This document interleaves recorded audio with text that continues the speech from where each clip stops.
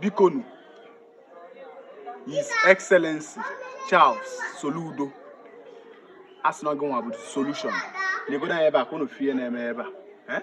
Iya kita ka na akpọ erosion mbuze na ebuzi street a.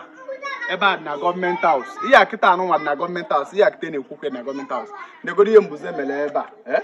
Iya anu nwe all last go for more than 10 years. Obido no obele. Video go down around this side ka afia mbuze na eme. Iya ebe ndị mmadụ bisi. Iya ụnọ ndị mmadụ.